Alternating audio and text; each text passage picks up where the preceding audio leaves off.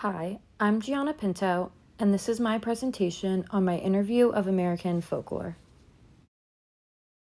For this interview, I decided to interview my best friend and roommate, Gianna Lorenzo. Gianna is from northern New Jersey, right outside of New York City, and she is 21 years old.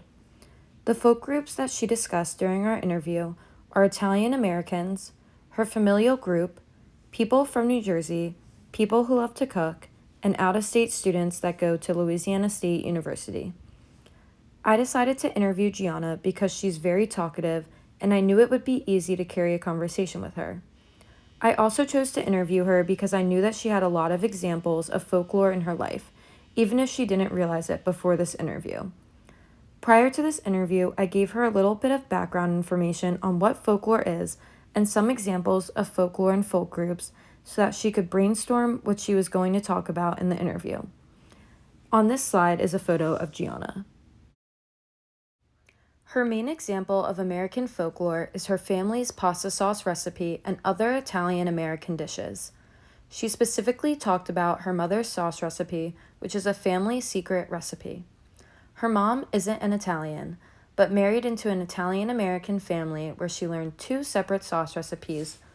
One was from Gianna's paternal grandmother, and the other from her family friend, which she knows as her aunt.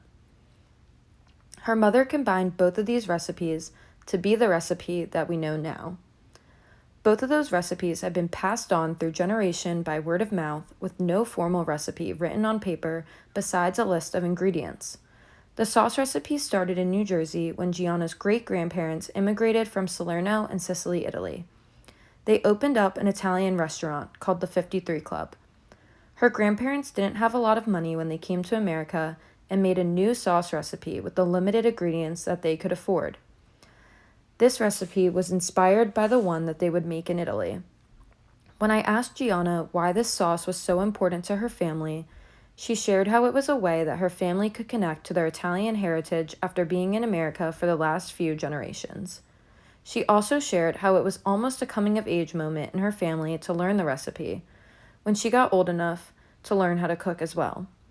She was also told by her mom that the main ingredient to the sauce is love, and knowing what it needs. Gianna also shared that the sauce recipe brings her entire family together. Whether it's at get-togethers or holidays, someone is always asking if her mom brought her famous sauce. She also shared a specific memory when a friend from LSU came to visit her in New Jersey. Her mom had immediately asked if they wanted some sauce and meatballs, and Gianna explained it as a way that her family welcomes people into their home. And as seen on this slide is a photo of her mom's famous sauce. Another example of folklore that we talked about was the actual action of being taught how to cook by her mom. Gianna said how she always had a love for baking, but that cooking wasn't ever really interesting to her. When she started to get older, she noticed the tradition of her mom making sauce every Sunday. She was very intrigued by this because she wasn't interested in cooking and didn't know the importance or tradition behind this. She eventually started helping her mom by being in charge of making the meatballs, which is another secret family recipe. As she kept getting older, she ended up joining her mom in making the sauce, and this led to her love for cooking. She described it as a bonding moment for her and her mom. They started to learn numerous recipes together that aren't limited to only Italian American food, and they still cook and learn recipes together to this day.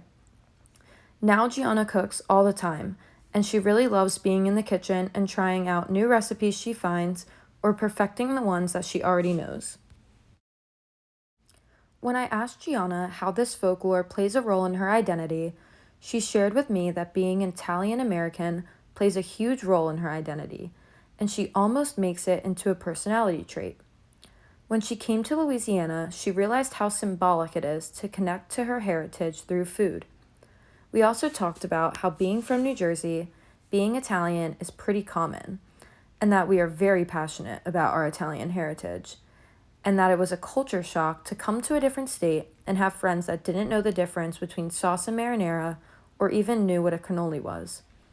She also shared that as an American, she always wanted to know more about her family history in Italy, and that learning about her family through food inspired her to learn more about her ancestors. She even went as far as to get an ancestry DNA kit. I asked Gianna why this folklore was important to her, and she said that it resembles family. It brings her happy memories of growing up and being with her parents and being with her grandparents who are no longer here. She described that the folklore is nostalgic to her childhood, and by continuing the tradition allows her to reflect back on special moments in her family. Gianna also plans on sharing the recipe and cooking skills with her future children when she starts a family, and she hopes that this will stay in her family for generations to come. This interview taught me that folklore is an integral part in who we are as people, and it made me realize how familial groups influence our personalities. When thinking about if I was raised in Gianna's family instead of my own, I realized that I would be a completely different person than who I am now. On this slide, I shared a photo of Gianna and her mother, Kim. Some challenges that I faced when conducting this interview was brainstorming enough interview questions. There was a point during the interview where I had to look for more questions in my notes, and it created a lull in the conversation. I had never done a formal interview like this, and I think that I could have improved on my organization and the order that I had asked the questions. I think that I could have also improved on having more focused questions about the topic that I was interviewing on, and just staying on topic in general. Moving forward, now that I have more interview experience, I think that I can be more successful in my interviewing skills, and I learned that it's a lot harder than I initially thought it to be. I think that choosing a friend to interview helped me out because we already had good rapport, and I was able to speak freely with her. It also helped with my nerves when going into the interview as opposed to someone I wasn't extremely close with. Overall, I think that my interview went really well, and I was extremely proud of how it turned out. Thank you for listening to my presentation.